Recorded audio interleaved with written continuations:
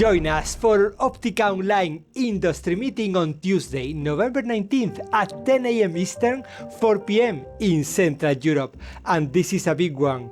Traditionally, LiDAR has been one of the most popular topics. For 90 minutes, we explore the current business opportunities in LiDAR, as this is now one of the most unpredictable markets. I believe that the biggest decision regarding 3D sensing in robotics and automotive is whether to say yes or no to LiDAR. Tesla said no 3 years ago, as they believe that 2D cameras can do the job for automotive. However, for Elon Musk, SpaceX is different. SpaceX Dragon uses LiDAR to navigate to the space station and dock. Not only that, SpaceX developed its own LiDAR from scratch to do that, and I spearheaded that effort personally. Because in that scenario, LiDAR makes sense, and in cars, it's friggin' stupid. It's expensive and unnecessary, and as Andre was saying, once you solve vision, it's worthless. Other companies like Continental in automotive or John Deere in heavy machinery have invested deeply. Today we are testing our HRL131 long-range LiDAR, which we developed together with our partner AI. And this LiDAR is developed to detect, for example, lost cargo, the tire, for example, that lies on the highway. So what optics and photonics do those Continental and John Deeres of the world need? Investors are clearly confident that the LiDAR market is expected to grow to $2.3 billion by 2026. Despite some uncertainties, I think we should be optimistic. There's increasing adoption in domestic equipment, autonomous vehicles, particularly in Asia, along with applications in aerial mapping, defense, infrastructure monitoring, robotic vision, and environmental monitoring.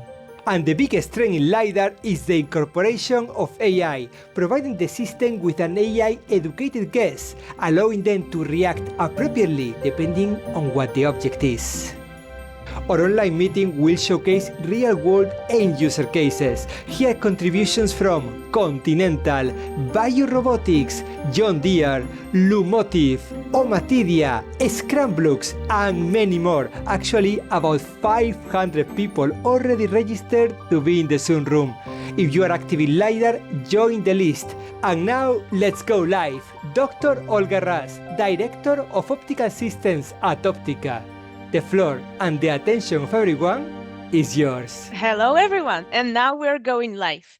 Thank you, everyone, for joining this amazing meeting on the LiDAR. And it's my honor and pleasure to welcome actually so many excellent speakers to the event and also so many visitors and attendees. And just as Jose told us, today we're going to discuss the amazing topic of LiDAR and its applications across automotive, construction and agriculture, and also vision. Let's see where the LiDAR is go, where maybe it's no go, and just what are the trends, how we can adjust and look forward. And I would like to remind you that we are driving this meeting. It's an online Optica Online industry meeting. And we are here with actually several of the main end users and solution providers for this technology. Let me tell you, so we are here together with the system integrators such as Continental and John Deere and Video Robotics, and together with the solution providers from Automotive, Omatidia, IMEC, OIV, Scramblux, Excel, and NextCorp's Luminate. Or our solution providers are Optica corporate members, and this gives them a unique opportunity to present their solution here live to all of you, all of the system integrators, and now nearly 150 attendees at the Zoom room. So if you want to have an opportunity to present your solution, join us. Check us out at the optica.org industry or write a direct email to me or to Jose. And I also would like to welcome everyone who watches ours live in YouTube. I would like to remind everyone that this meeting is live streamed over the YouTube. So YouTubers, hello to everyone. Just a little reminder how the meeting operates. So we have a chat. If you have questions to any one of the speakers, please don't hesitate to ask your questions. It's not a webinar, it's a seminar. We want to hear your voices, your opinions, your questions. And with this, I would like to start it and kick it off. And as already Jose mentioned in his introduction, the LiDAR seems to be, especially in the last couple of years, became quite a volatile market. It decreases in one part of the world, it increases on the other. And many of us, the first thing what we think when we hear LiDAR is, of course, autonomous driving, right? It all started with the Tesla saying, okay, this is the LiDAR is lame. Is it? Is it really not? And we have actually a couple of the speakers that are today joining us live from the DVN, which is Drive and Vision News event taking place on LiDAR, and we will later hear their first-hand impressions. But nevertheless, the first thing and the first speaker I would like to invite to the floor, as well already announced by the Jose, is Heiko Lepin from the Continental, working really on the LiDARs in the automotive applications and autonomous drivings. Heiko, how are you doing? Where are you joining us? From where are you joining us today? Hey, hello everyone. I'm glad to be here. I'm glad to be invited to give you our view on LiDAR and LiDAR future. I'm joining you from my snowy home office in Lindau, Germany. Yeah, it's my pleasure to give you our view. I promised to keep the presentation short so that we have more time for interesting questions. Then the floor and attention of everyone is yours. Please share your presentation and your ideas. All right. Hope you can see my presentation. We see it crystal clear. All right. So with no further ado, let's jump into this right away. Here we go. Okay, so a few words about Continental. I think I cannot avoid those. Continental autonomous mobility is, of course, has a long track of record when it comes to LiDAR development and ADAS sensorics. A few words, we have delivered more than 200 million sensor units for ADAS and autonomous driving, mainly for ADAS. That be radars, cameras, LiDARs, AD control units, which is central ECUs. We deliver to 25 OEMs, 50 brands, more than 300 different models. So there's a huge portfolio of sensors that we deliver to enable autonomous driving. But today, of course, we will focus solely on the LiDAR, which is also the area where I'm most active. Jose already mentioned that LiDAR is a quite unpredictable market. So I chose to give you a little insight into what we've done and what we've tried in the last 20 years or more than 20 years, almost 25 years actually. And here's a few products that we developed in the field of LiDAR, and there's all sort of technologies here. So we started with scanning LiDARs, which use like a voice coil to elongate or to change the viewing direction of the sensor. We did sensors like this one down here, which is we use a spinning prism or a spinning polygon. We build flash type LiDARs, or we develop flash type LiDARs, both with like the one down here with specific OEM specifically developed components for this use case, but we also develop flash LiDARs like these ones up here, which are built only from off-the-shelf components. We did flash LiDARs like this one with very, very specific components. we did scanning LiDARs using MEMS mirrors, and also we have developed technologies based on VCSEL SPAD. So you can see there's a huge portfolio, and it's really, really unclear which is the right solution. So we try to stay ahead of all the different technologies and be able to master all of these technologies. I would like to introduce you to the most recent developments we've done in this area. And this again emphasizes Jose's words on the diversity of the market. And really, it is diverse. Yeah, we have developed a mid-range product with a 120-degree field of view, which is a full frame flash, so it captures the whole image at once. So there's no motion blur or anything like that, and every pixel is like timed equally. That can be very interesting for very high speed situations when a car, for example, is quickly moving in a roundabout or a very, very dense and a complicated situation like a parking lot. It's a full frame flash. It uses a DPSS solid state laser, so it's a very, very unusual type of LiDAR. It uses in-gas detector array.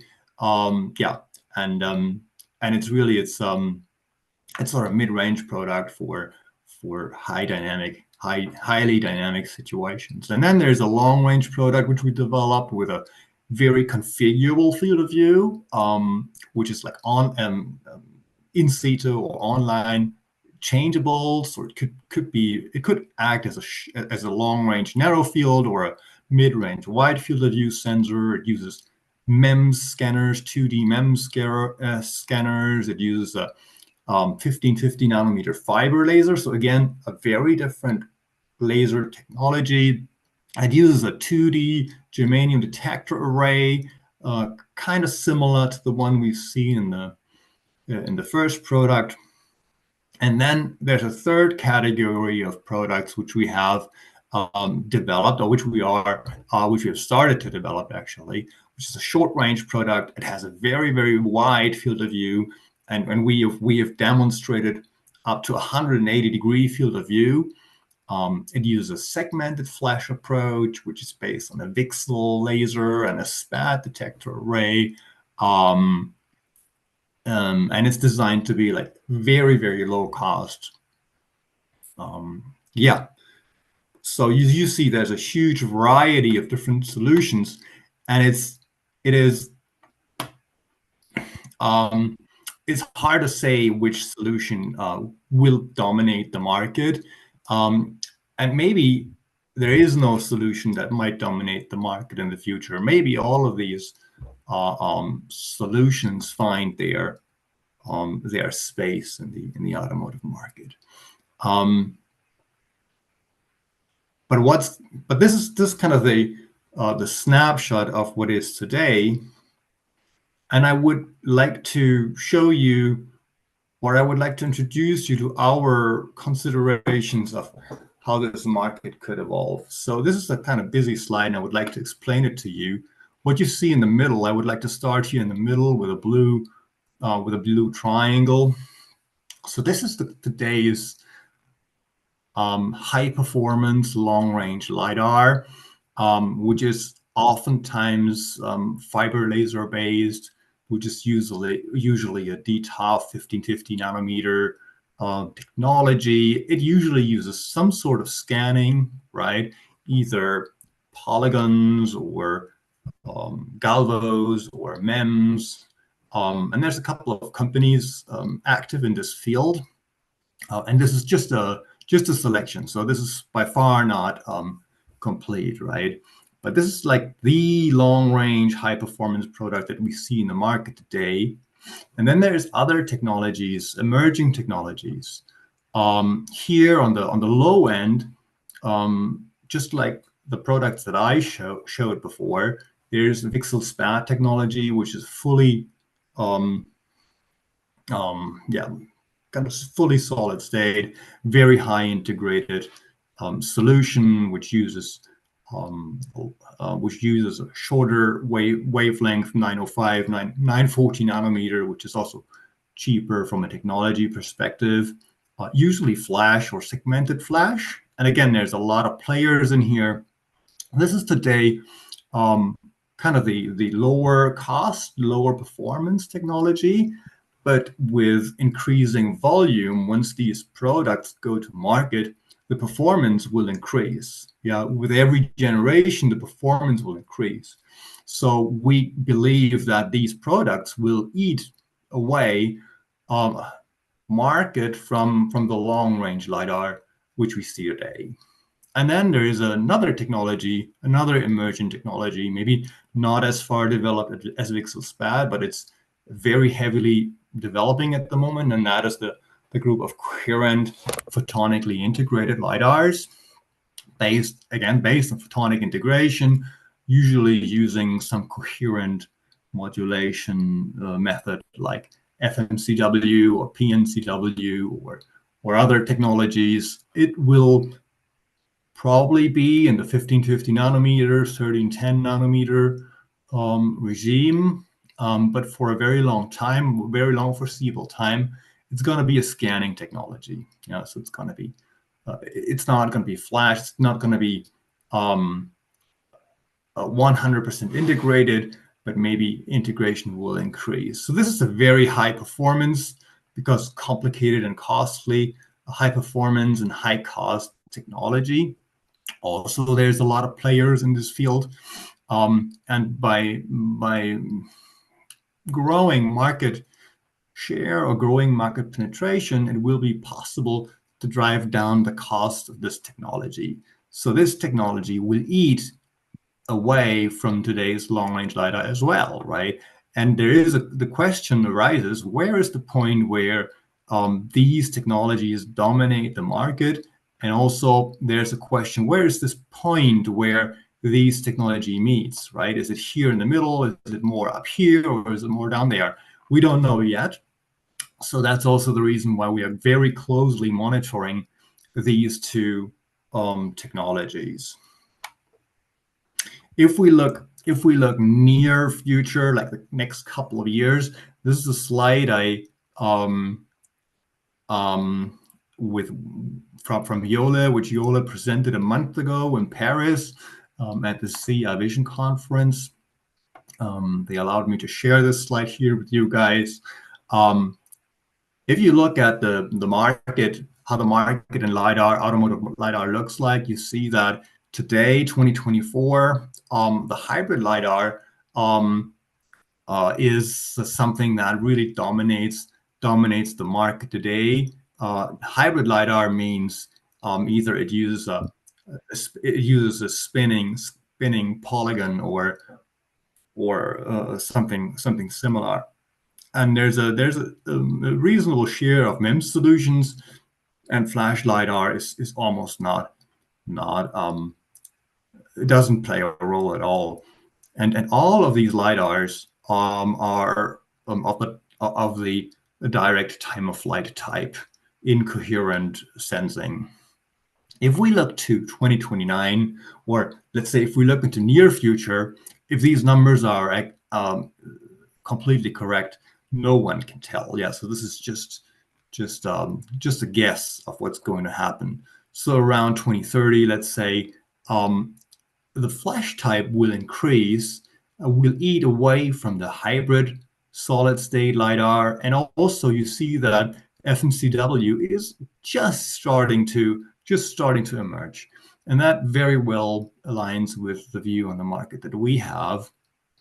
FMCW is going to be something that will happen, but it will take some time until it happens, and flash LiDAR is going to pick up and going to eat away market from the hybrid solid state LiDAR. And again, thank you to Yole letting me share this slide. So that brings me already to the end of the presentation. Again, I said I keep it short so that we have time for questions. So there are many LiDAR technologies out there competing for the automotive market. And two particular technologies which we see very, very promising is the VCSEL SPAD technology, which emerges from the low performance segment, and the photonically integrated LiDAR, which will be seen maybe around 2030, but that will emerge from the high performance, high cost segment, and will penetrate into the more affordable segment later. We closely monitor all these technologies, and we try to stay ahead of these technologies as much as possible. And if that's something where you think you can help us, please get in contact with us. Well, that's an excellent last touch for the presentation. But Heiko, if you're really being specific, tell us like what type of the technologies, for instance, or I don't know, sensors, lasers, maybe scanning systems that you're specifically looking at. Okay, so we work on VCSEL SPAD solution, and we work on photonically integrated solutions. Yeah, VCSEL SPAD is something that is more near term, and the photonic integration is something that's more long term. So there's much more room for collaboration in the long term market, obviously. Yeah. So our vision is a fully integrated, fully solid state, photonically integrated LiDAR. That means aside from the integration of the laser and the modulation and the receding part, we also hope that the whole beam steering is going to be integrated, either in a hybrid way or in a single chip solution. Okay. I have to say that we have quite a few speakers and also companies in the room that are actually working specifically on the different type of the solid state beam steering. And I think one of them I can give spontaneously a word. That's Renato Martins from Flatlight. Renato, I see that you're there. Tell us a couple of words what Flatlight does. Yeah, thank you, Olga, for the introduction. Yes, so in Flatlight, we're developing active metasurfaces, and we are aiming applications in LiDAR. So basically what we're developing is ultra-fast scanning system that provides high field of view and can be integratable, and we can talk about later, Heiko, if you're interested. And I think, Renato, you're yourself interested in someone providing a high quality MEMS, right? Because you're working on the deposit, on really doing the meta surfaces, but someone needs to do the MEMS underneath. So maybe they're also partners for you in the room. Yes, of course. If there's someone that, I'm open to talk, and you can reach me out. I can put my email in the talk also. Absolutely. Meanwhile, we have a couple of questions. So Heiko, for you, there was actually a very practical question from I lost it. From someone was asking about the resolution and the scanning speed of your long-range LiDAR. From from the Aristotle University, Remis. Are you in the room, Reminis? If you are, please unmute yourself. Ronis Maximilianis, unmute yourself and ask your question. Silence. Okay, then I'll read it out. What is the resolution and the scanning speed of your long-range LiDAR, Heiko? The resolution is around 0.05 degrees, so that's 20 pixel per degree. When we scan a narrow field, when we scan a wider field of view, we stretch the resolution, or we have non-uniform resolution. That's also possible because of the MEMS mirrors. It's pretty configurable, and the MEMS mirrors, they run at a kilohertz, around a kilohertz, a little above that, and they built the frame in a way that we achieve 10 frames a second. If that, I hope that answers the question. I think so. So there's also a question about this practical question from Edwin Evers. Edwin, if you're in the room, please unmute yourself, switch on the camera and ask the question. Edwin? All right, then I will go for it. Please define short, midway, and long range. Hey, Evan. Excellent question. So short range would be anything up to 30 or 50 meter, depending on the application, and then mid range would be anything from the short range 20 to 50 to 100 meter approximately, or maybe 120 meter. Long range would usually be beyond 200 meter. So this is right. This is the rule of that you need how many seconds for to make a decision was 10 seconds, right? That's why you need this distance of 200 meters. I think the justification is something like this, right? Well, if you drive, so yeah, the range comes from the use cases usually. One of the very prominent use cases for automotive LiDAR is a lost cargo scenario where something small and difficult to detect lies on the road, usually some debris. And imagine you approach this in an automatic mode at 130 kph. You can calculate back from your braking profile, from the reaction time of the brakes, from the delay of your compute, when you need to detect this object. And usually you come up with a range that is 130, 140, 150 meters, and then you might want to track the object for some time. That also adds another delay. So that's why these long ranges. That's why we come up with such long ranges. Thank you. We have actually another question from Matthew Weed. Matthew, are you in the room? If you are, please unmute yourself and ask your question. Yes, you're muted yourself. Welcome. Please ask your question. Introduce yourself. Where are you and what are you doing? And please ask your question. Yeah, sure. Well, hi, everybody. Matt Weed from Luminar Technologies, one of the ones in that middle. Oh. Damn it. All right, let's wait until maybe Matt. No. All right, then hopefully Matt will come back in the moment. Meanwhile, the question. What are your thoughts on the 900 community going back to from backwards from silicon PMs to SPADs? Purely ease of shoving more pixels into the box or something more?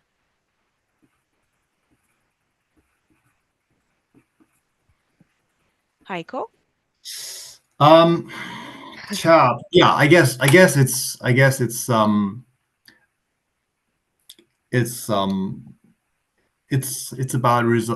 about resolution mainly, yeah, and about the digital nature of the return. Yeah, the digital signal is easy to acquire, and you get a nice high resolution. There's some marketing to it, I guess. Yeah, like with digital cameras, where people, like years ago, people would brag about their camera resolution. Hey, I have an 8 megapixel camera. Hey, I have a 12 megapixel. I have 24 megapixels, and so on and so on. There is marketing to this as well. And we have also a question from Fraunhofer, from Matt Warden. Matt, if you're here, please unmute yourself and ask your question. Okay, thank you. Hi. So yeah, another one about the requirements. Matt Warden from Fraunhofer Centre for Applied Photonics in the UK. So would you see the requirements and use cases like the ones you mentioned earlier changing in future, or is it already a pretty good consensus about what LiDARs need to be able to do? I think they settled. They settled quite well on what we see today. So there was a lot of an uncertainty 5, 6, 7 years ago, and requirements were changing day by day. But meanwhile, they are more settled as people learned, as people learned to work with LiDAR, as people experienced the data, as people, as developers build detection models and detection models around it, they kind of figured out what really the requirements are they need. So I think the sort of requirements we have today, we can stick to them for the next years to come. Not forever, of course, right? With every next generation of LiDAR sensors, these sensors will evolve, and they will evolve in different dimensions. They will evolve in cost. They will evolve in pure sensor packaging volume, but they also will evolve in performance. Yeah, and once you gain more performance, you're not going to give it up again. Matthew, are you back with us from Luminar, Matt? Yes. Yeah, hopefully. My computer doesn't crash. Did you have the answer for your question? Unfortunately, I missed it, but I can catch up later. I don't want to keep the whole group for my IT issues. But how is it going with Luminar? Oh, things are going well. I think you need to talk at the next meeting. I saw this come up and I was like, wow, I guess we're out of touch with Optica somehow. A little bit, but actually it's good that both of you in the room, because I would like to introduce one of the next speakers, who is the excellent provider for the solid state scanning systems, and that's Apurva Jan from Automotive. Apurva, are you with us, please? Yes, I'm here, and it's really good to see all these friendly faces. Very good to see you all. And good all to see these you, friendly Matt, faces are very much looking forward to hear from you. So maybe start sharing your presentation and tell us Right. what's new with you and what are you working on? Absolutely. I think I have a very short time slot here, so I'll try to stay within that. So yeah, Automotive, we are an optical semiconductor company, and we're building the next era of programmable optics. Our technology is based on metasurfaces. Just, I was hearing Flatlight talk about it. Metasurfaces, we build reflective metasurfaces. And our first products are geared towards the LiDAR industry. So we're building these metasurface-based, what we call light control metasurface, LCM chips, for LiDAR industry to provide truly solid state beam steering. And the main, the benefits of using the solid state beam steering, a lot of people in this room know, to make compact and reliable systems. But what it also enables is digital control of the beam. So the way we can build frames or scan the scene can be highly dynamic and be very much software controlled. So our technology of digital beam steering with no moving parts is based on CMOS and LCOS technology. These are mass, volume technologies to build these truly flat optical components. Now, as a semiconductor company, we also build reference designs to kind of enable the module makers to build systems based on our core technology of beam steering. And the approach we have taken in this regard is quite innovative, in the sense that we've enabled an open platform for LiDAR designs. And we built some LiDAR reference design platforms that enable a very simple architecture, as simple as a camera with an all semiconductor approach with no moving parts, and enabling all of these software-defined capabilities through our API and the software stack that we provide, again, as an open source to go with it.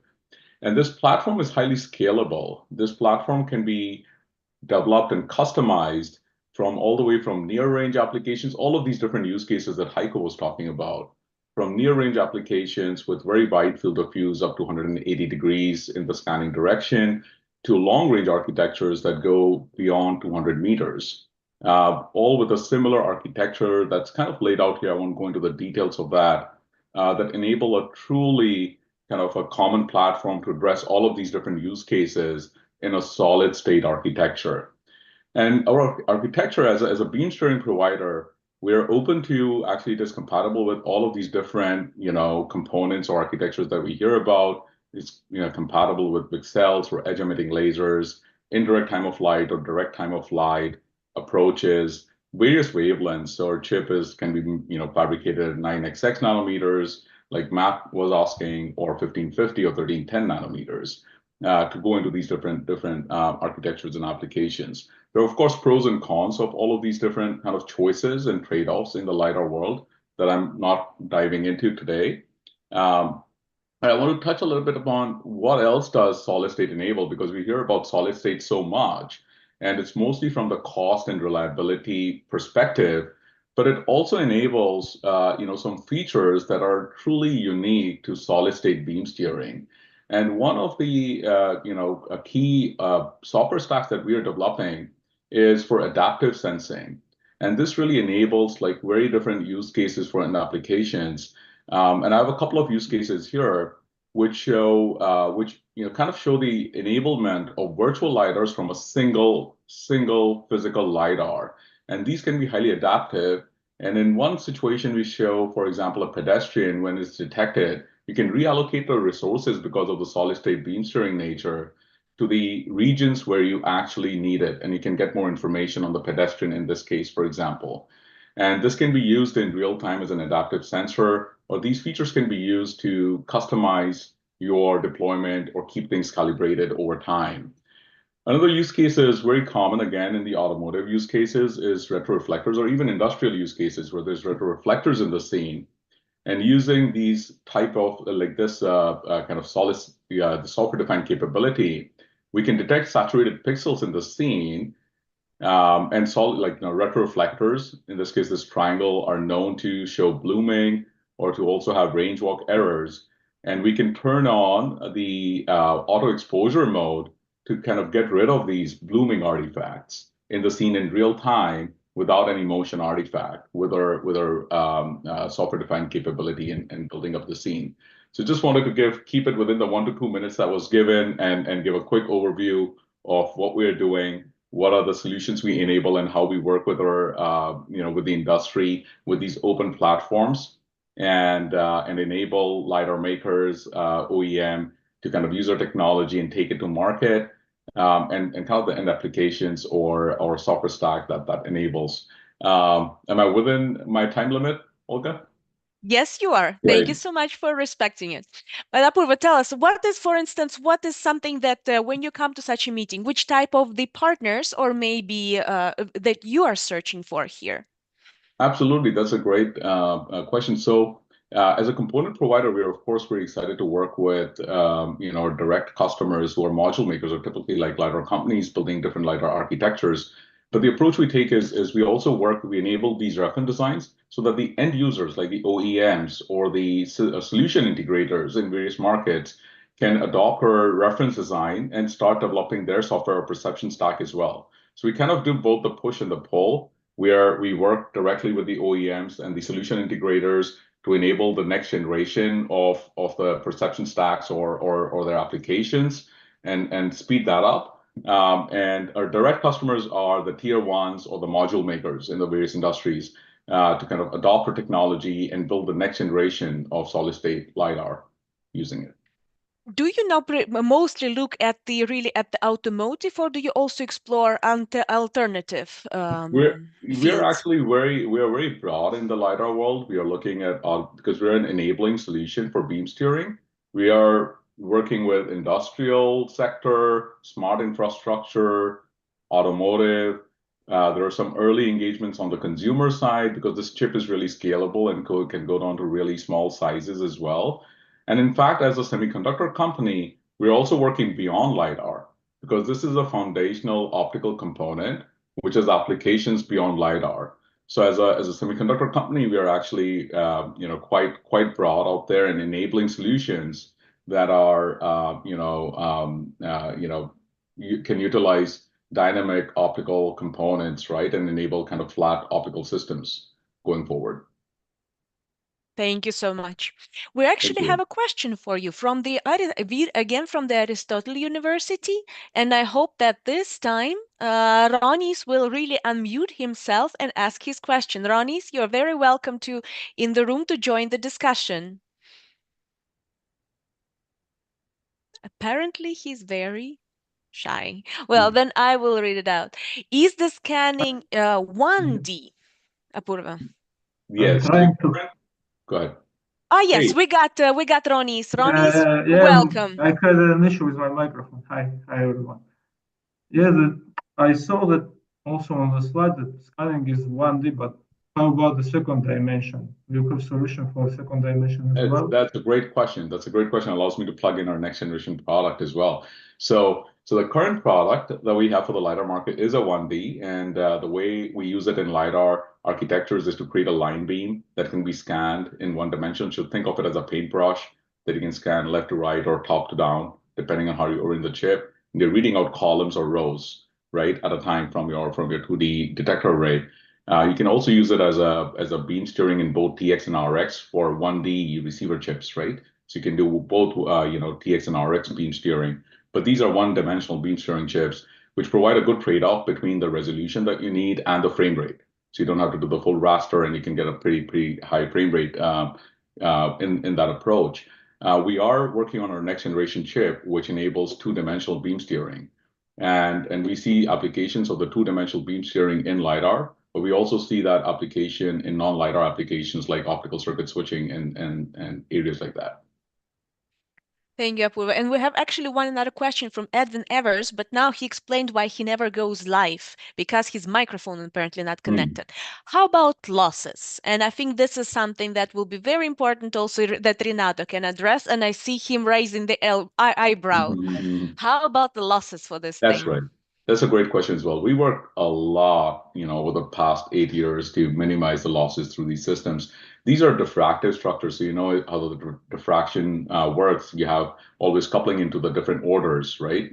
In light. So where we are today is we are at 50% efficiency, which is 50% of the light goes from from an input beam to the direction. And with this type of efficiency, we are already beating the cost and kind of the range per dollar or the range per watt, right, from compared to other architectures like addressable pixels and such, just because of the beam steering and the resolution that we can provide. The roadmap and where we can take this technology, our target is to go up to 80% by next year. So we see that this technology and our approach can go to 80% efficiencies, but there'll still be losses. This is not a mirror. It's a digital beam steering that enables multiple different functionalities. To summarize, today we are about 50% heading towards 80% efficiency. Okay, thank you so much. So 50 to 80% efficiency, what our LiDAR developers say. Heiko, Matt, how is the number? Sounds very, very promising. So Apurva mentioned it. The cost, there's cost to beam steering, and there's cost to no beam steering. If I develop a full flash LiDAR system which uses one VCSEL diode to stay in this example, use one VCSEL diode per direction or per area of the field of view, I use a lot of VCSEL diodes, and these are not silicon. These are compound semiconductor materials. So they have a price tag to it. And if I can reduce the number of VCSELs by using a scanning technology where I only illuminate part of the field of view, either a line or a row or a patch, that brings down the cost of the relatively expensive component VCSEL diode by a lot. And all of this money that I save on the VCSEL diodes, I can spend on scanning technology, for example. On the other hand, it makes the whole image acquisition more complicated. So a simple scanning and a versatile scanning method is very appreciated. Okay. Matt, any comment from your side? I think getting 80% would be a big deal. I mean, what is it? Used to be like 50% or something.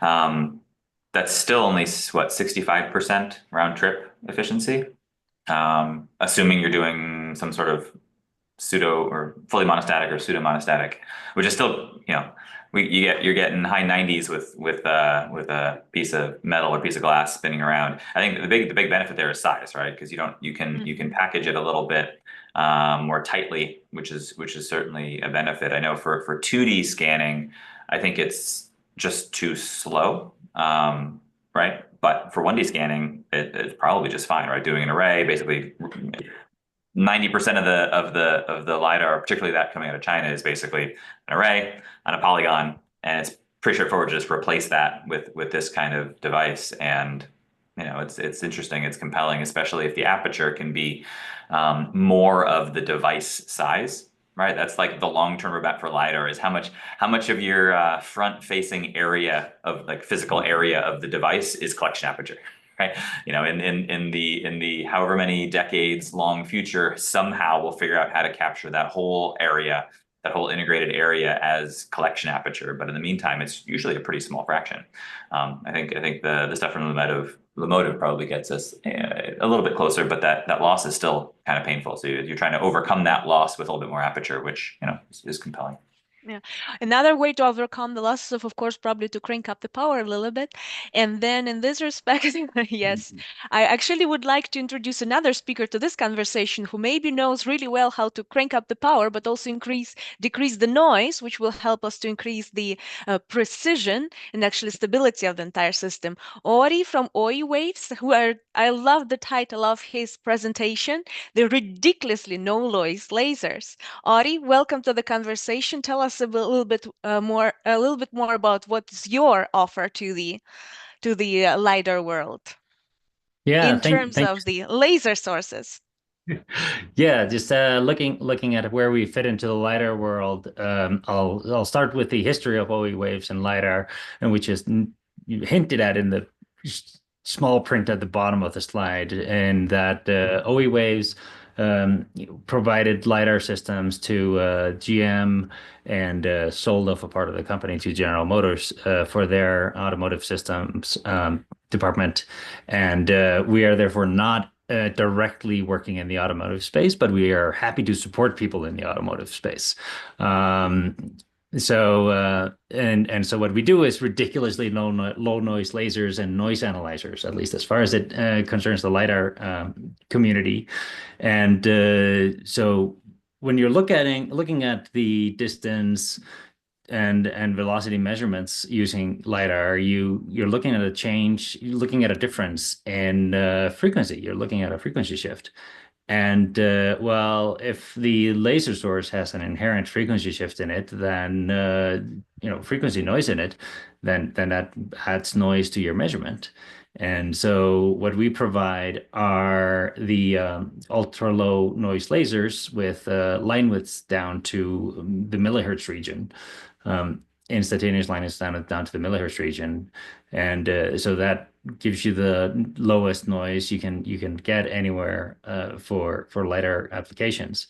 And then we also provide for people that are making competing technologies. We provide them with a phase noise measurement system, or a laser noise measurement system. You can measure the phase noise, the frequency noise, and the intensity noise of your lasers as you're developing them, or also as you go through the whole system. You can look at, well, how do my components, how does the whole system affect the noise of the laser? Where are we running into issues? So these low noise lasers are excellent for FMCW LiDAR, and the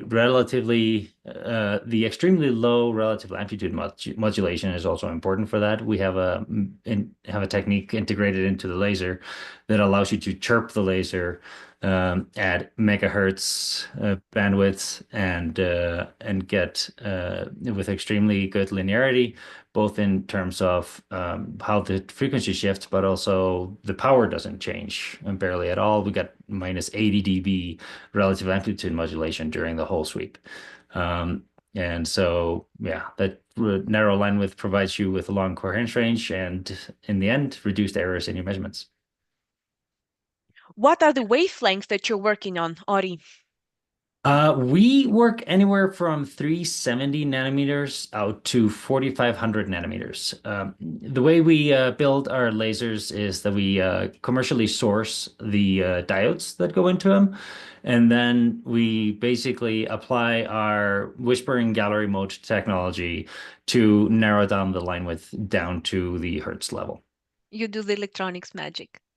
We do the electronics and the optical magic to take a off the shelf or a custom built laser diode and reduce the line width on the order of 10,000 fold, or we're reducing the noise by about 60 dB.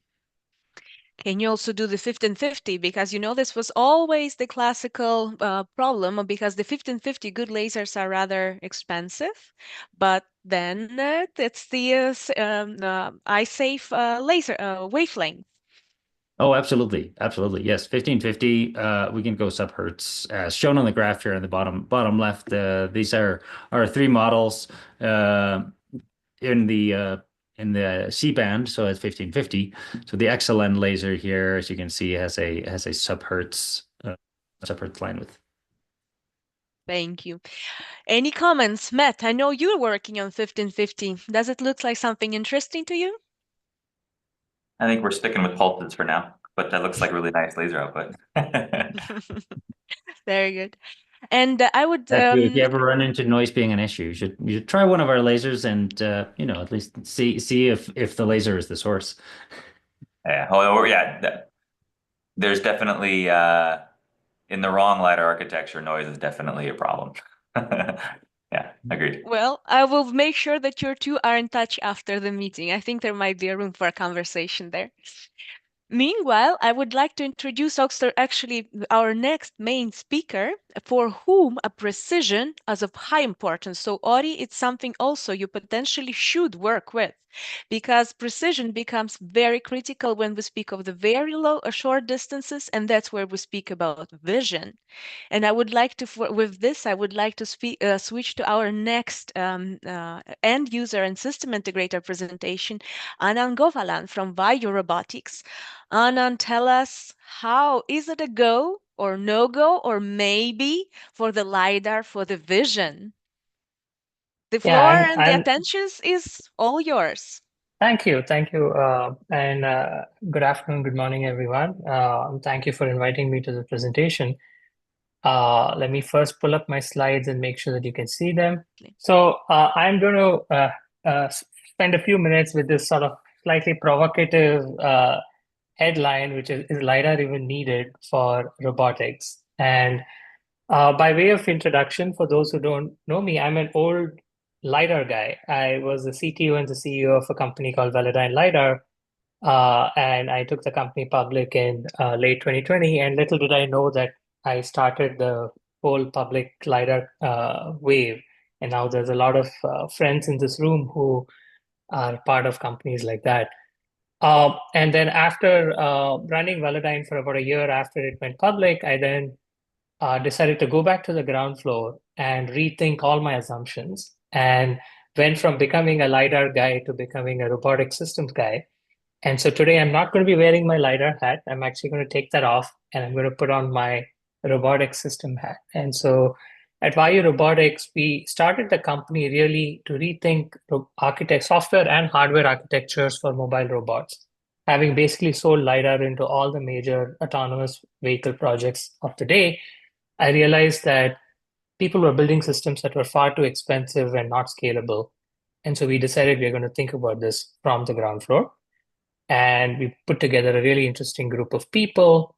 My two co-founders came out of the Apple self-driving program. And of course, everyone knows Dr. Jeff Hinton these days, who's a very well-known AI and machine learning engineer who's an advisor in the company. And so I'll first show you one of the products that we built, and then I will then use that to talk about what we see are the needs in the robotics world and how robotics as an application has evolved from a sensor need perspective. So what we built was a mobile delivery robot that drives at 20 miles per hour on outdoor environments, carries about 100 pounds of payload, and can be built for $5,000, right? So you will see here in this video effectively a grocery delivery application where a customer goes and orders groceries. The robot runs a modern AI stack, so it can essentially follow the packer inside the grocery store. And you can see a sensor package on that robot that does not include LiDAR. And so this is let's call it a Vision Plus robotic system capable of functioning in daytime, nighttime, and a variety of different weather conditions, and is able to do fairly precise lateral localization without using LiDAR, and then delivers goods and then moves on. This is now currently functional and we are doing real-world deliveries in a couple of cities in North America. So this is kind of what is possible, and this is what we have built as our first product. And I think if you kind of take a step back and think about the world today, I think there's obviously we are at a very interesting point in the world of robotics. There's people like Elon and Vinod Khosla who have said there's going to be 1 billion robots in the next 20 years.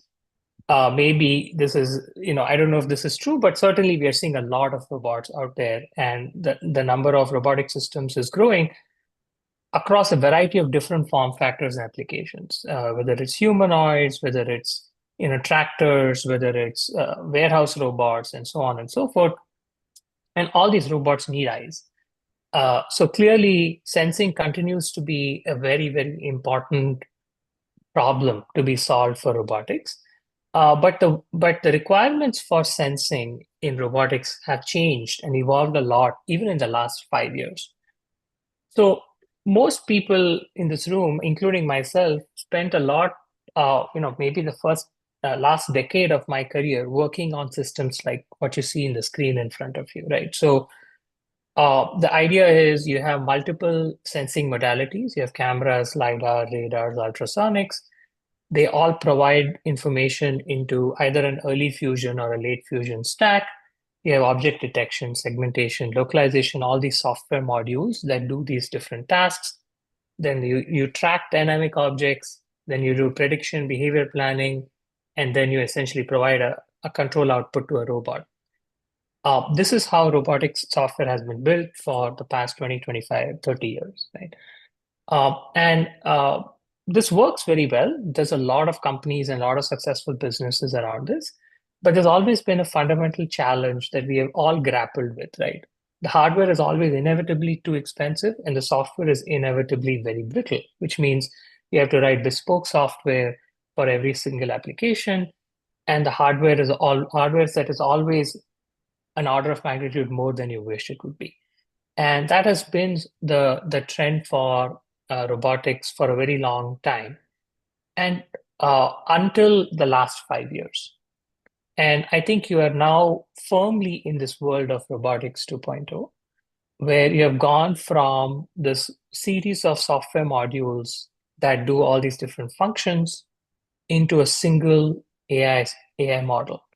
And just to tell you that this is not just a research project, that robot that I showed you the video of runs exactly a stack like this. So it's a single neural network that goes from sensor input to output.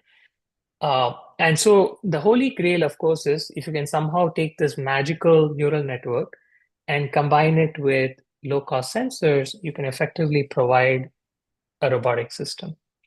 The reality of it is there are a lot of challenges to make this happen. From a software perspective, having data scarcity is a big challenge. Like you can't scrape the internet like you could do with a large language model. So how do you create data sets that can actually be used to train AI models? And then how do you make that run real time on low-cost compute. But then also, most importantly, for this group, these are still need to be safety certified and safety critical systems. And this is where the real challenge comes for sensors. I think everyone understands that vision can become a primary sensing modality and can effectively make these systems incredibly powerful and intelligent. But the question is vision sufficient to provide the safety guardrails for a robotic system? And that thinking is still evolving. I think there is, I would say very strongly that I believe vision is going to be the primary sensing modality to enable most of the functionality of the robot. However, vision has its known challenges with respect to being safety certified and providing safety guardrails. And I think this is where there's going to be a lot of interesting work in the near future. So from a LiDAR perspective, what does that mean? So I put together this chart, and I intentionally said yesterday and tomorrow, because as we heard in the previous discussions already, that today is dynamic and changing very rapidly. What today is in flux significantly. But if you thought about LiDAR, I'm going to call it tomorrow, which maybe for me tomorrow is when I was in Valladine. And so that my information is already 3 years outdated. We were talking about LiDAR systems that cost a few $1,000s, that had many different complex architectures. And maybe this is still true today to some extent, but that is changing. And for robotics specifically, LiDAR was used for sensing and avoiding, for localization, for generating HD maps that the robots could localize on. And there was always this early fusion, late fusion debate, which maybe still exists in the automotive world. It's also existed in the robotics world. And then there were always bespoke software pipelines, right? So you had a LiDAR pipeline, LiDAR processing pipeline. I'm sure there are companies in this group who provide LiDAR software as well. And this was the world, in my mind, that was the world of yesterday for robotics. The world of tomorrow, I think, is LiDAR systems that are significantly lower cost. So effectively, that costs less than $300. If you asked me a year ago or even a couple of years ago, I may have said $500, but that number is rapidly dropping. Keep in mind that that entire mobile robot that I showed you has a bill of material cost of less than $5,000. And so that's really what you're competing against, which that naturally means simple manufacturable architectures. Right? We all know the classical trade-off between performance and manufacturability for LiDAR. And in this case, your LiDAR system has to be manufacturable at scale to be able to bring the cost down. I believe LiDAR will be used, and this is, of course, my opinion at this point, will be used for safety guarantees. And that's going to be the primary strength that LiDAR brings to the table, because you can get very precise depth measurements that are physics-based and do not rely on machine learning or any derivation of information. And then also will be used to figure out where you are in the world when you don't have GPS. And I think LiDAR still continues to be the best modality to provide precise depth measurements, which can be used with traditional SLAM architectures. The output data requirements in the software pipelines have changed dramatically, where I think more and more you will see the need for data to essentially be in a form that can be consumed by standard neural network architectures, including transformer-based approaches, and it needs to feed into a standard ML pipeline. And so I think that for LiDAR to be useful for the robotics of the future, these are the sorts of things that will become relevant as we transition to this new world. At the risk of being too provocative with this group, I will ask the question, can vision go all the way? And I'll show you an example of what I think is state of the art in robotic vision. And this is a sensing modality that we developed. And basically, this is a planoptic camera, but built at very low cost. So what that means is it's sensing not just average intensity, it's sensing polarization, it's sensing other aspects of the photon, and then fusing that together using computational imaging and machine learning. As you can see, you can get RGB on the top left, but you can also get fairly high resolution depth, You can even get occupancy like surface normals, material property detection, where we can detect black tires and fallen debris. We can detect surface textures. So all of this other information without active illumination. So no lasers involved at all. And so this, I think, is state of the art for robotic vision. And these are the sorts of vision systems, if you will, or vision plus systems that robots are starting to use today, and will use a lot more of in the future. So then the obvious question is, what can LiDAR help with? And here are the things, and this is not a complete list, but here are the things that I can think of. I think ultra low light continues to, of course, be a challenge. So in applications where you're talking about sub 0.1 lux illumination, definitely there's no other solution that works. I think localization in GPS denied environments, as I mentioned before, is an area where, again, LiDAR shines. You can use a visual inertial odometry based system, but it doesn't ever have the precision that a LiDAR based odometry system has. Mapping and inspection in unstructured environments continues to be a very robust industrial application where, again, a LiDAR is naturally suited to create three-dimensional twins. Safety guarantees is an area where LiDAR is going to be very useful and important, because all of these robotic systems, as they move around in the real world, will need safety guarantees and guardrails. And last but not the least, I think there has always been this promise of velocity. And velocity, as we have explored neural network pipelines and the inputs, turns out velocity is a very interesting and powerful input for vision transformers. And so I do think velocity could be a very interesting input that can really help robots do a lot better, but with the following caveats. So ultra low light cannot be used in defense applications. No defense autonomous system will ever accept active illumination at this point. So defense systems are moving rapidly to passive sensing. When you talk about localization, it still does have to fuse with modern low-cost RTK and visual inertial odometry. So rather than LiDAR becoming this high-resolution, expensive device that's used for localization, we see a world where there's a lower cost LiDAR that's fused with other odometry systems that provides enough robustness for the overall odometry solution. And so I do think that that's the way we should start thinking about even the problem of localization and odometry.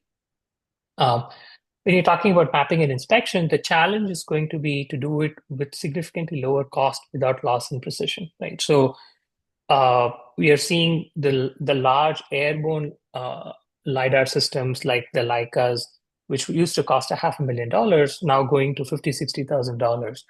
And so even for very expensive mapping applications, you are seeing significant reduction in cost as technologies evolve.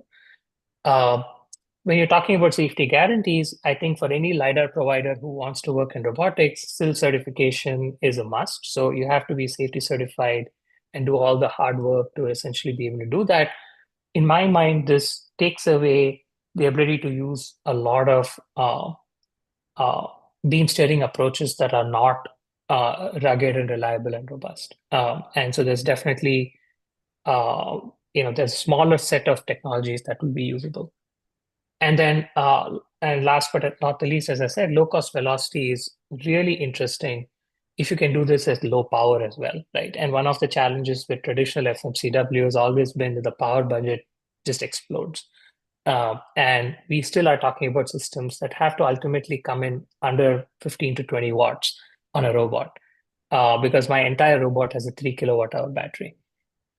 And so those are the sorts of interesting solutions that we are looking for in the world of robotics. So in summary, I think software architectures have evolved significantly for robots, and there is a huge opportunity. We do believe that robots will be like as big as the next smartphone in the next 20, 25 years. Hopefully, each one of us will have our own personal robot 20 years from now. Cameras and vision systems have become the dominant sensing modality due to the advent of vision transformers. So in a sense, I hate to admit it, but Elon was sort of right or half right, if you will. But LiDARs do have a role to play, I believe, in safety critical usage and applications, but they will really have to find the right trade-off between manufacturability and usability to essentially drive adoption. Thank you, Anand. Thank you for your attention. Thank you so much, but I have to say that I already have my personal robot. It's called Robbie. It sits underneath my couch and does the vacuum cleaning for me. Thank you so much. And we actually have, I'll start because the first person could not anymore control the emotions. I said that remarkable technology. Congratulations on this one. And we have actually quite a few questions. And one of them is coming from Mirvey from the Scrum Blocks. Mirvey, so up to you, please unmute yourself. What's your question? Hi, Anand. Thank you very much for a very nice presentation. You said that it's bespoke software stacks are required. However, as you're aware, ROS and ROS2 are taking over the world right now, which means it allows both for you to control the specs while you're doing sensor fusion and you're doing perception, building your perception stack. Now, let me be very frank, not the whole world lives in California. I actually live in the Netherlands. And for me, most of the time, the cameras are not really useful because of the rain and the fog. What's your feeling? What's your thought about having maybe a region-based or a need-based feature in a ROS-based type architecture? What do you think about that? Yeah, first on the ROS2 point, yeah, I think ROS2 are a great sort of base middleware layer for a lot of, let's call it low volume applications.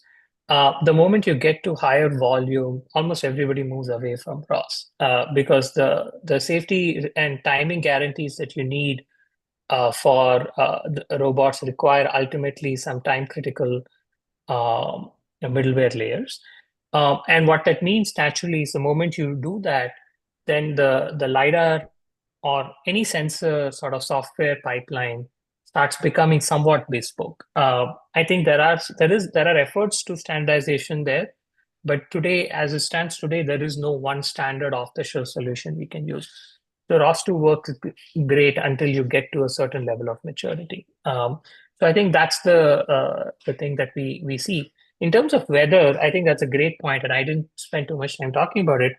Even some of these passive sensing systems that I described today can actually do interesting things with weather because it turns out that you can actually do things like remove, defog a scene effectively, and we can show that even with our own passive sensor because the polarization states of light which are scattered by fog are different than the targets that are not scattered by fog. So I think that, and then when you have very, very dense particulates, LiDAR is pretty much useless anyways also. Only radar is the only sensing modality that works in that situation.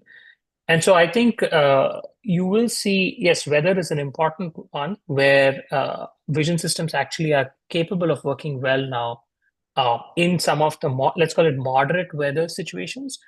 And if you have very, very harsh weather, then I think the challenge is across the board for any light-based sensing modality. I think we're going to have also later in the meeting a comment from Zach Boniface from John Deere, also about the weather and everything that comes with it. Meanwhile, we'll also have another question from Celine Development, Jan Wolhead. Jan, if you're here, please unmute yourself and ask your questions. Hi, I hope you can hear me okay. Yes, we hear you perfectly. Yes, we can. The question I have is related to what optical specifications on a robotic system would you be requiring as a robotic system manufacturer or designer? Yeah, so it sort of depends on, usually what we're seeing is you're seeing two modes of operation. So I'm intentionally sort of excluding any system that moves faster than 20 miles per hour because I almost think that's classified as a vehicle, not a robot, but that's a semantic point. So generally, you see two regimes of operation. One is mobility, which is moving in the range of between 0 to, let's say, 20 miles per hour. And then you see much shorter range, low speed, but high precision applications. So you're thinking about grasping something, picking something up, and so on. And today, many robotic systems have almost two independent sensing systems that somehow fuse in the middle to solve those problems. I think eventually there can be one system that solves it, but that drives the optical specifications of the system. So with that in mind, so what does that mean? What that means is for most robotic systems, you're not looking at very long range. So you're looking at much more contained focal lengths for the system. But you're looking at very high precision, especially for pick and place. And not only precision in the order of going to sub 1 centimeter type of precision for the ability to estimate depth and to estimate pose. These are the sorts of things that would drive sort of the optical specification for the system. Resolution becomes less critical, but it is important, right? Like you do want, let's call it 1024 by 1024 sort of resolution in a 120-degree field of view. That's the sort of resolution requirements that we see. Thank you. And we actually, I wanted to introduce to you to the Almighty LiDAR, who does also technology specifically for 3D sensing. I believe you probably have heard of one another, so I think it might be interesting to see what they are capable of doing. Jose, please tell us a couple of words of what you do and also show what you can see with your systems. Thanks a lot for the introduction, Olga. Let me share my slide. So, my name is Jose Luis Rubio. I am a VP and one of the founders of Omatidia. And sorry about this. And what we do at Omatidia, we develop FMCW LiDAR systems and sensors. So what's different about us is that we do this in a massively parallel way. So what you see here on the left is our first line of products. It's called the Q series. We developed the Q1 a few years ago, and this here is the Q2, which we presented last week, actually. And these systems are actually intended for high precision metrology of large structures, so it's more for like industrial applications. You can see also the side now is not really something you would still like to put on your robot. And the fact is that since we do FMCW LiDAR, we can measure both distance and speed within the field of this high precision metrology. Gives information about the vibration of structures. So we are using this mainly for applications in aerospace, for instance. This here on the left is a very large reflector, which is 14 meter wide. The accuracy we can get here is really high. It's in the range of 0.1, 0.2 millimeters at these long distances. And we also have applications in manufacturing, like in car part manufacturing, here on the bottom. And that's for the metrology part, let's say for the shape of the construction part. And for the vibration, we are also seeing many uses in dynamic analysis of structures. So here you see a plane, actually, an old plane. And this image on the right is the blue and red image is one of the vibration modes of the wing of the plane, actually. So this gives a lot of information to structural engineers. Also for civil engineering, this is a bridge of the high-speed rail in Spain, in the south of Spain. We have some units which are monitoring the vibrations of the bridge when the train passes by. So here on the top you see velocity signals when the train passes, and we can also integrate and get the displacement signals, very small displacement. So the range here is plus 0.5 and minus 1.5 millimeter. And we are measuring this at long distances from, in this case, from 10 to 30 meters more or less. And we can, of course, combine both things, metrology, dimensional metrology and vibration. And this on the bottom, this is an example. This is the engine of a car, and we can reconstruct the shape, and then also turn on the car and reconstruct the vibration frequencies of different elements. So this is what we have now, our commercial product line. Beyond that, we have a development line, which is the ANT sensor, which is here on the right. And this is a sensor which is more engineered with the requirements of mobility and navigation applications in mind. And here also our intention is to commercialize the sensor development kits to build that to integrate that into a larger system rather than the full system, which is what we do in the metrology market. So this system will be based on the ANT sensor will be based on the same technology. It will have 1024 sorry, parallel channels. It's also based on FMCW, so it can measure distance and speed. And yeah, and as I said, we'll have different versions, and yeah, we believe it can be very useful for applications in. What is the range of your system, Jose? Is it good really for vision, or what? How far away ahead can you look? So if I briefly refer to the current ones, the Q series, the range is standard range is up to 50 meters.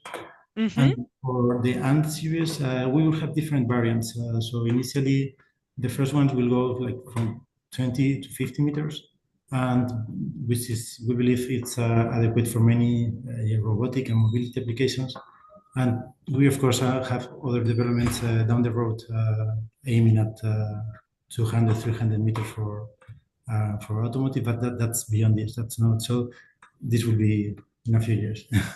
Okay, we actually have a question to you specifically from Vayo Robotics. Please, unmute yourself and ask your questions. But Anand, are you also playing on the terms of the Vayo? Yeah, go ahead. Yeah, I mean, I think, as I said before, velocity is a very interesting parameter for any robotic system, especially if you're moving. And so I was curious about the field of view and the power consumption of the ANT sensor. Yeah, I can, if you are interested, we can send you the data set for this. So for the field of view, we have several options ranging, if my mind doesn't mistake me, from 50 to 90 degrees. And for the power consumption, I need to get back to you, but I mean, it's definitely not in the range of things that were worrying you. So the laser powers we are using are in the hundreds of milliwatts, and the full power system, I mean, full module power consumption in the range of 10, 20 watts. It depends what you include. So this what you see here is the full transceiver. So all the optical part, and the connector is a digital connector. This sends the data to an FPGA, which is where it gives you an IP with the signal processing. So if you take that into consideration, also the power is a bit more. Thank you for the comments. Look forward to an offline discussion. So yes, I'll connect you too.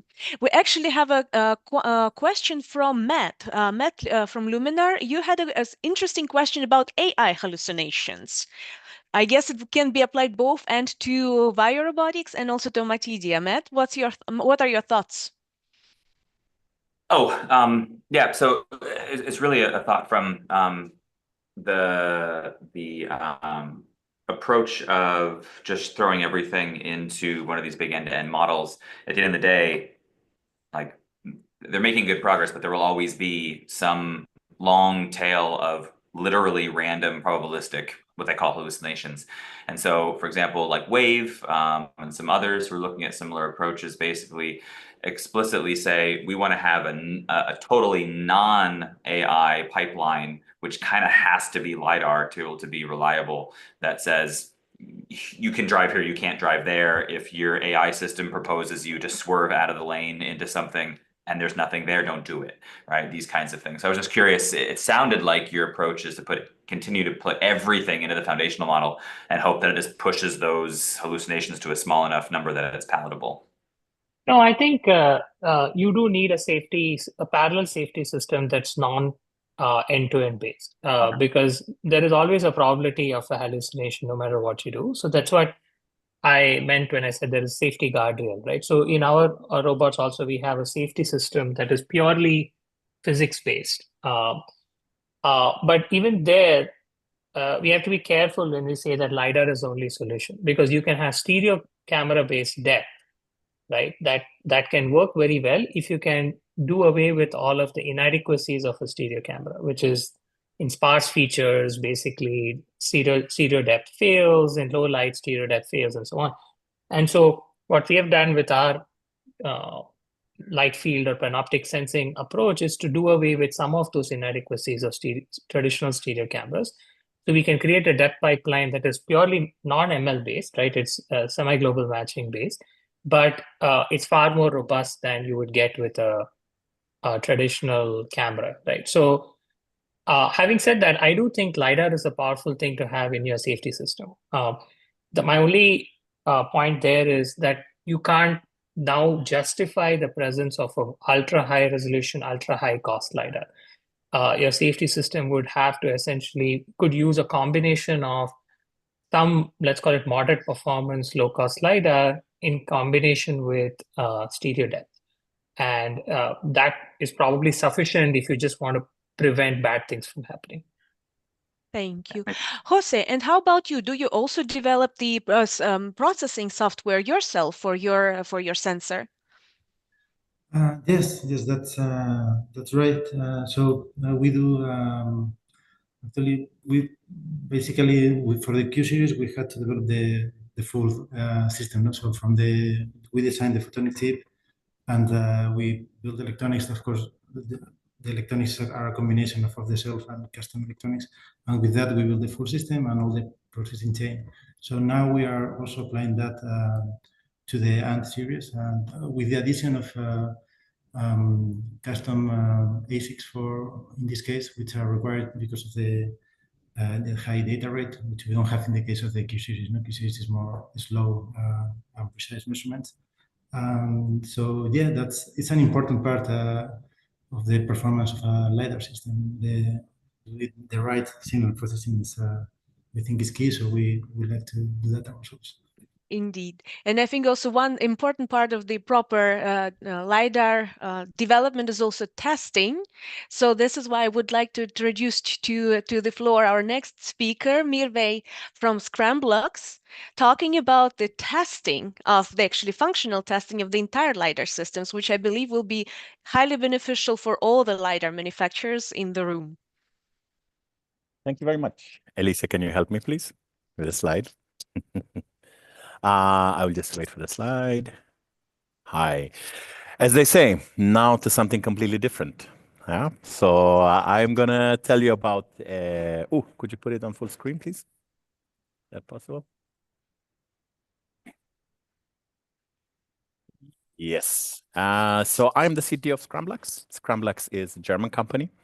And we have built an instrument for end-of-line testing of LiDARs. So, I mean, one of the key issues today has been, of course, the cost of the LiDAR.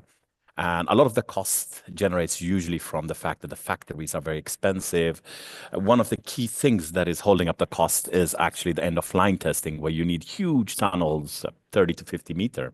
And 50-meter factory space is very expensive.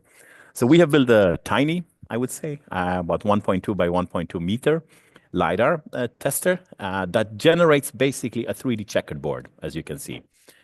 This is very similar to if you think about in the cameras where you have a 2D checkered board to calibrate your camera. In this case, we have built a 3D checkered board where we scan a 3D pattern across the field of your LiDAR. We have also developed our own target based on optical lithography, which can be used for identifying the resolution of your LiDAR. So hopefully we will try to work towards that $200 low-cost LiDAR. Now, having said this, what we have built is a complete, as I said, it's a concept, and the concept we're hoping to follow the LiDAR throughout its lifetime all the way from tier ones to OEMs to, especially in the automotive business, to the PTIs for the inspection afterwards. This is to help both the lean process of continuously developing your product, improving your CIP, but simultaneously also to follow the LiDAR through the life cycle with a single metric. And that's the key here, because at the moment, there are so many metrics, so many different devices. It's not possible for example, an OEM to compare various devices against each other. Our one key thing I should mention is our instrument is completely agnostic to the type of LiDAR, except flash. We can't do flash, only scanning beam LiDARs. So it's completely agnostic in that sense, time of flight, FMCW, whatever. I mean, whatever you can come up with, as long as it has a scanning beam laser, can be VCSEL, can be edge emitter, doesn't really matter to us. And importantly for now, we have the prototype ready. We are open to testing for you. If you have testing needs, contact us. We will test this for you in an instrument to show you what it can do. Today, the instrument is focused on the 905 nanometer. We are hoping when it comes into the field to cut down the cycle time significantly for a LiDAR and hopefully then bring down those €200 LiDARs. $200, sorry, it's a bit less even. And what you see here is one thing, and that is how many targets you can have per frame. And that's something we can control also. We can go from 1 target up to 15 targets, and the targets are equidistant. We have an absolute measurement where we know with the 3mm accuracy where each target is. Then we also have a relative measurement where we know the period between the targets. And that's how we qualify the LiDAR. Essentially, we have those metrics from our instrument. We put your LiDARs in. We use very, very simple AI in this case, where we use a classifier to just identify our target. And from this, we can just tell you pass or fail, depending on how it goes. Lots of words, completely different topic, as I said. Very open to questions. Thank you. Thank you so much, Mirve. So I've paid attention in all the LiDAR manufacturers, Continental, Vayu, Luminar, they were very consumed. So gentlemen, Zach, now it's your time to challenge Mirve and ask, okay, can you do this? Please, Anand, do you have a challenge? I think the question with testing systems like this has always been the ability to test for range without effectively losing the light along the way, right? So how do you deal with range testing, and how do you deal with that without effectively, uncalibrated losses in the testing system itself? So the key, good question, actually. It's a good, you can see the principle, I understand. So first of all, we use retroreflectors. We don't use Lambertian targets. And we have a model we have derived an analytical model for calibrating the retroreflector to Lambertian in free space. That allows us then to do these kind of calibrations in this environment. And I think you understand how the unit cell is working. That's one of the key that we have. The second reason that we can do this is, of course, we wait for customer requests. At this moment, as you saw, I have 35 meters because we took off the shell parts. But for somebody like Omatidia, we would use a different coatings on the mirrors, etc. This is all an issue which we leave up to the customer to put the price point where they want to put, and then we deliver the product. Good catch, by the way. I'm just going to mute while the question comes. Thank you so much, Mirve. And with this, I would actually like to also give a floor to another solution provider. And if you look at the webpage of Exail and Nisifor, so they develop the systems for all the possible applications in LiDAR, in navigation, in space, in agriculture. So Nisifor, tell us about what are you using LiDARs for, and what is your solution for the field? Is it better now, I guess? Yes, much better now. Yeah, so sorry for that. Yeah, so as you say, Excel is quite a large company, and we have kind of two things. We do systems, and another one is we do components, and I will focus more on this side, on the components we do for LiDAR, okay, and for high-end LiDAR based on fiber laser. So I will talk briefly about 3 components we have for that. One is dop fiber for people making pulse amplifiers for LiDAR. and we cover all wavelength range from neodymium, erbium, ytterbium fibers, thulium fibers for 2 microns. And we have really optimized the matrix of these fibers for high peak power. For example, we have some fibers that are used in wind LiDAR measurements, and it can measure up to 16 kilometers the velocity of the wind with very high resolution. We also developed some patented matrix to increase the radiation resistance of this fiber. So our fiber could be used to make LiDAR for space, for example, for dock station of satellites. Another range of products that we developed are some modulators. And we mentioned, a few people mentioned frequency modulated continuous wave LiDAR before. So here we have some very good modulators with low VPI that are able to make some very fast frequency shift for this kind of purpose. And we are able here again to match a lot of different wavelengths. And the last kind of component we can provide if you're building some LiDAR is some micro optics assembly of kind of the card, I would say, business card size. So it's not peak, it's still a bulk optic, but I would say some very compact bulk optics that can be used in very harsh environments in terms of vibration and shock. So if you need to have very high PR, if you want to make whatever coherent detection, or even some frequency doubling module, for example, if you want to go to visible light from infrared light. So these are things we can really tailor to your needs. So that was for my brief overview of the components we can provide for LiDAR manufacturers. Thank you, Mr. Questions? Beauty is always in simplicity. And I think while people will think about the attendees will think about the questions, I would very be curious, because you've mentioned that the last one of your assemblies is also stable for alignment and especially in harsh environments. Yes. What can it survive? Well, it can really survive to, for example, we have tested that for space mission to go on some launchers or on some satellites. So really in terms of shock and vibration, it's really robust. I think because robustness is something of the main concerns for our next speaker, and it's the Zach Boniface from John Deere. John Deere is, famous for producing all the type of the machines for and constructions and agriculture, and I guess that is the definition of nearly the harshest environments. Zach, tell us what are your requirements and what are your interests in LiDAR, and most importantly, do you think it's a go, maybe, or no go? Okay, well, hopefully we'll get to that. Olga, thank you for the opportunity to speak to this amazing collection of LiDAR expertise. So I presented in this forum a couple of years ago, I think it was, and obviously our perspectives on different sensing technologies evolve, but my message hasn't changed a whole lot. Let's see if I can advance this slide.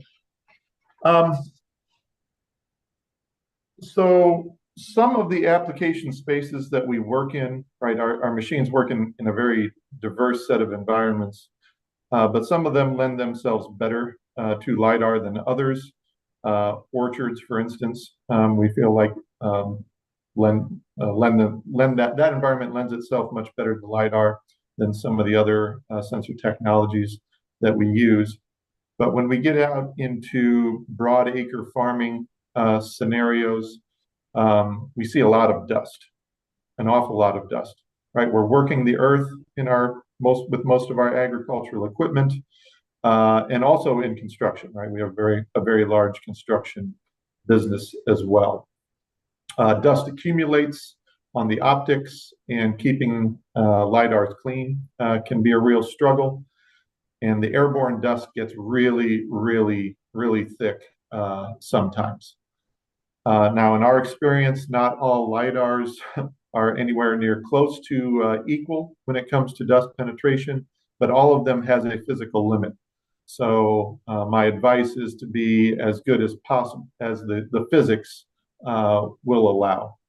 And we're certainly interested in seeing how far we can push 1550 nanometer LiDAR in terms of dust penetration. I want to be a little bit frank here, you know, with the advancements in radar and the resolution there. We're getting closer, I would say, to LiDAR-like performance with really good dust penetration. In terms of ruggedness, Olga, you're exactly correct. We have very, very high standards. We tend to see higher vibration on our equipment, more shock than you would typically see in an automotive environment. Our electronics oftentimes need to be resistant to more chemicals than you would see in an automotive scenario. And then we also expect our sensors to see some impact. Tree branches, for instance, are something that are quite common to strike our sensors. Wide field of view, this is because our equipment tends to turn very sharply. Okay, so either the LiDAR sensor needs to have a very wide field of view, which is difficult to accomplish with a solid state device, or it needs to be inexpensive enough that we can distribute them around the vehicle as we need to, and then also time synchronize them. Many people probably don't know that John Deere is also vertically integrated from a GPS perspective. We develop our own GPS sensors and maintain our own global RTK network. But we're increasingly interested in fusing perception with GPS in GNSS, either denied or degraded environments. And certainly we think LiDAR has a lot of promise there, so we're really interested in FMCW and coherent LiDAR and what that can do for us. And then also we find that a lot of these odometry techniques work a lot better when there's an IMU integrated directly into the sensor. Doesn't need to be a really expensive one.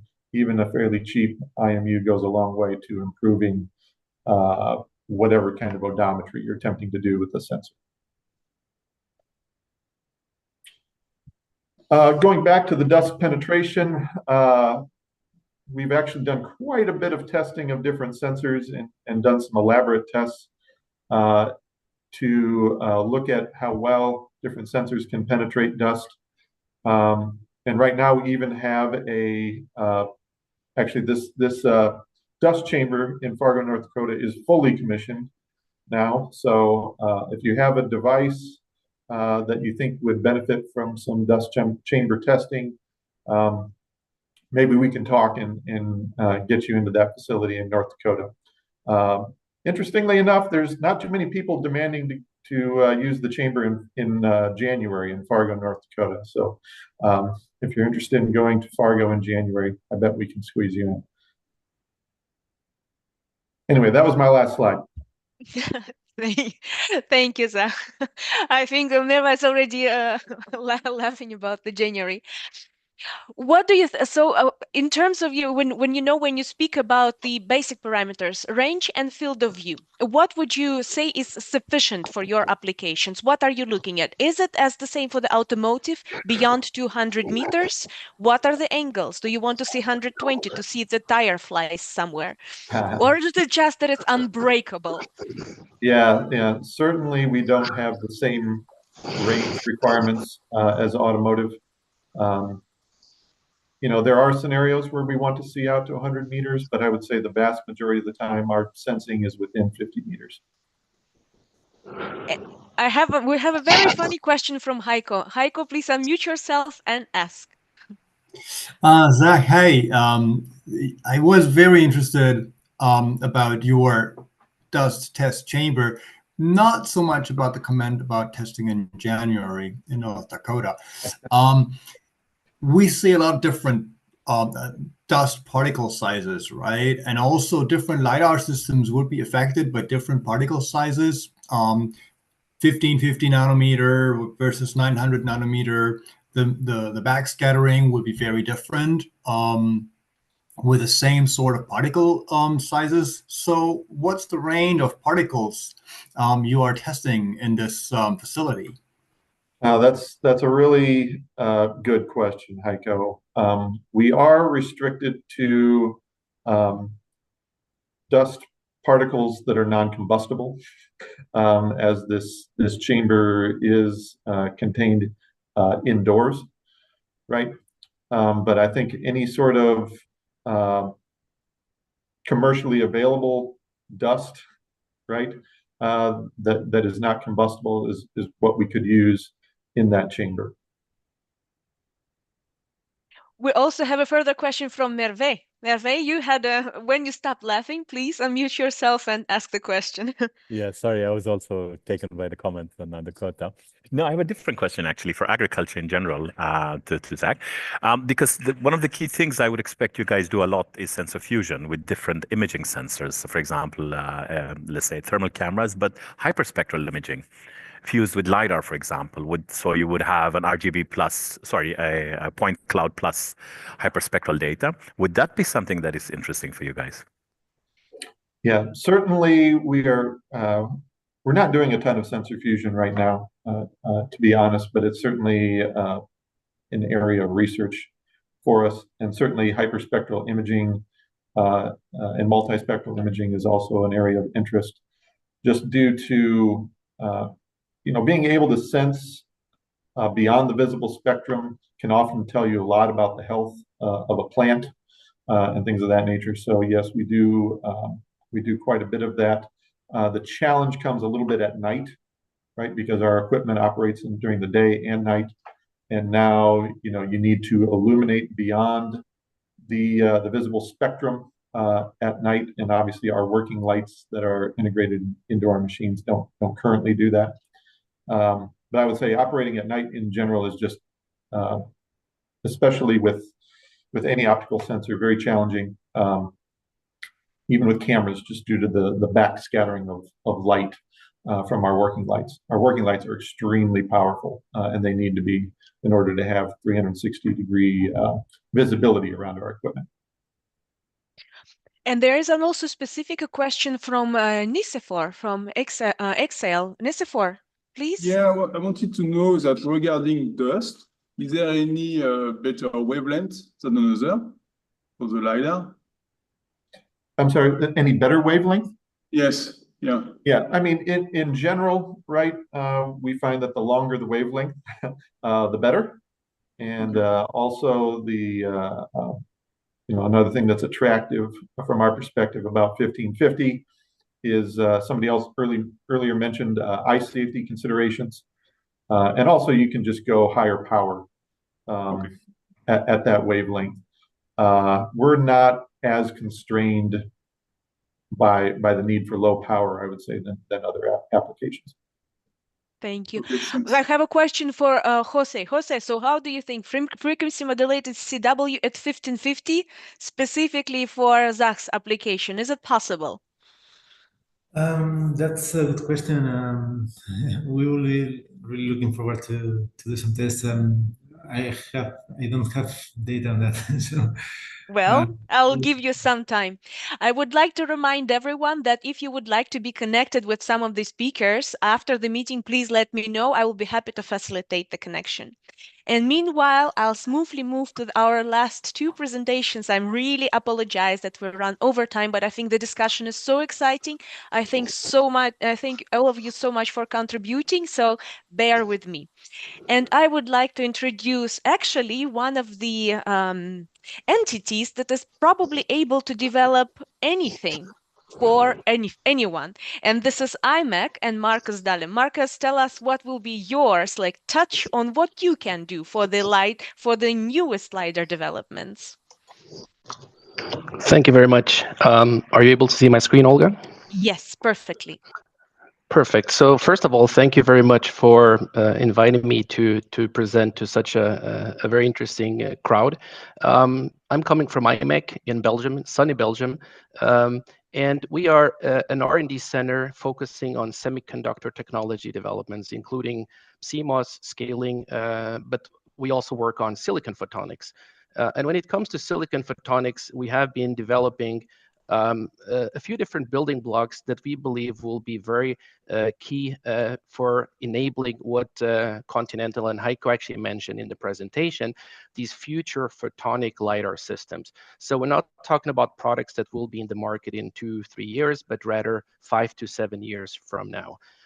And what I show you here on this is the concept, is really the purpose of developing several building blocks, including integrated lasers, semiconductor optical amplifiers, dedicated IC circuits for control and readout of your point clouds for the beam steering, but also a collection of optical elements that will allow you to do solid state beam steering.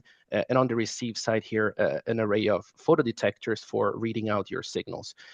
So this is an illustration, again, of photonic integrated circuits. Think about this as a footprint of centimeter square, where you integrate the additional components. In this case, the germanium is monolithically integrated. The readout ICs and the 3.5s are hybridly integrated. So we do all this work in our clean room. So we have 2 pilot lines, one that works on 200 millimeter wafers, that's 8-inch, and another one with 12-inch wafers, so that's a 300 millimeter. And in this clean room, we have fabricated for the last years several LiDAR chips and LiDAR prototypes. What I'm showing you here is just one of the latest wafers populated with more than 150 small LiDAR chips that we fabricated recently. And what I'm going to show you now is our results just of 1 month ago. So 1-2 months, very fresh results. We have taken these dies, and after dicing them, obviously, we have packaged them. We've built dedicated PCBs with components, in this case, still discrete components, where we have packaged or wire bonded, in this case, our photonic chip. And the photonic chip is a slightly different architecture from the one you see here on the left side, but we have done so in order to demonstrate. We've also put together all these components, so the PCBs with the photonic chip, all the dedicated electronics in a custom housing, also a small lens there, and this lens is indeed for the imaging part. And with this in the lab still, we have obtained our first point clouds that you can see here. Again, very, very early results that I wanted to share with you guys that we have just obtained in the last month and a half. And that's what I wanted to share with you. I'm open for questions. Thank you. Thank you, Marcos. So how about, the challenge from Zach? 1550, very extremely robust FMCW. What do you say? I already challenged Matidia. How about you? What would you say? You're Exactly. the IMEC. So that's a good question. So indeed, what I showed you here, this is done at 1550 nanometers. Okay. So we are working at these longer wavelengths. Was just mentioned by John Deere that typically longer wavelengths tend to penetrate better fog and particles. There's obviously a limit that was also mentioned, but we have been working on 1550 at 1310. So that's the O band. We are exploring indeed these longer wavelengths. Now, what you saw there and what I showed you first is the first prototype, and this is what I would classify as a short range LiDAR, talking about maybe a few tens of meters in range. Next iteration will be what I call a midterm LiDAR that will be up to 100 meters still in these wavelengths that I just mentioned, O band, C band. And then finally, the long range also, as Heiko had classified it before, up to 250, 300 meters. So we believe that working on silicon photonics is really a way to reduce the price, to increase the volume, also increase the robustness of these, assuming that you put everything integrated in a solid state wave and that's exactly what we are trying to do at IMEC. Again, we're not in the business of building a LiDAR per se, but rather developing the technology to collaborate with partners, and some of them that are in this meeting actually. So are you optimistic on going in January to the North Dakota? We could go maybe in the summer. Thank you. Any questions for Marcus? I see maybe in the room. Zach, so does it sound promising to you? Everything, all your parameters are met. 1550, frequency modulated CW. They are ready to go to North Dakota. But not in January. Yeah, so obviously very, very interesting, right? Yeah, and I think it merits further, discussion. Thank you so much. And so then I will actually introduce our last and not least speaker, and which is actually a very untypical speaker for our meeting. It's a Damon Deal from Luminate or Next Corps. And Luminate is actually accelerator for all the new and modern technologies. So he has an opportunity to already work with the youngsters and see what is coming up. So Damon, now please give us a spectacular ending to this meeting and tell us what are the new what technologies that are now being developed. Hi. So as Olga just said, so I'm Damon with the Illuminate Startup Accelerator, and we are located in Rochester, New York, and we are the largest startup accelerator for optics, photonics, and imaging in the United States. And when we work with all kinds of technologies, and so the specific interest here is that we're recruiting. And I was going to show 3 of our companies that work in this field of ranged imaging in general, and hopefully inspire some companies to have a conversation with me about whether what we're doing might be relevant for you. And the 3 companies I'm going to be mentioning, and I'm not going to get into detail for the technologies. So we have Preact, Owl, and Voxel. An interesting thing about Voxel, though, is that they have been doing their work with IMEC as far as product design. So that's one connection going on there. Preact is a near field sensing, and so they start off with collision avoidance for automotive. They now do a lot of work with indoor and outdoor work and stuff I can't talk about.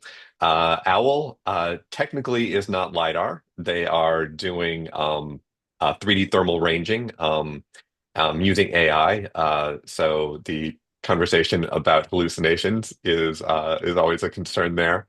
And Voxel is doing things that are mostly related to handheld commercial devices. But as far as Luminate goes, like I said, we are recruiting right now. We are a hybrid program. We work around the world. And Voxel, for example, is in Belgium. And I think I will leave it at that because I know we are running over time, but I would love to have follow-up conversations on my own. But nevertheless, Damon, I have a question. Since you already have, because it's a little bit, like a final touch for the meeting, because we were started it with the question: is there a space for LiDAR, or maybe or no? And since you're working with many young companies, what is your feeling over the years? Is this market increasing? Is it going down? Is it staying stable? New techs is appearing. Just your subjective opinion. Subjective opinion. I'm definitely seeing more. We are seeing more and more applications every year, absolutely, for sure. And there have been migrations out of automotive, for example, and that may be, you look at the iPhone, for example, we may have thought of LiDAR as being the future for automotive, but that is one application that everybody's carrying around in their pocket right now. Preact is a company that started off in automotive. Getting in with these tier 1 manufacturers is a long game. And so Preact has found some more immediate success with some commercial applications, picking up some of the slack for some products that Intel has dropped. Owl is automotive. However, they also have a lot of work that they're seeing in terms of construction and agriculture. And Voxel is a commercial application as well. So the future is bright, just not necessarily where people thought it was going to be originally. Thank you so much, Damon. Well, I hope with this optimistic note that the LiDAR will continue. I'm happily closing this meeting. Thank you everyone for your attention. That was amazing to have you around, and I hope we will continue this conversation in future. And of course, I would also like to thank our team from Optica, Elise Fritzcage, our administrator and Markham, Colin from IT, my peer Helena Diaz Iriegas, the director for lasers, for supporting me, and thank you for all the speakers. It was a pleasure to have you.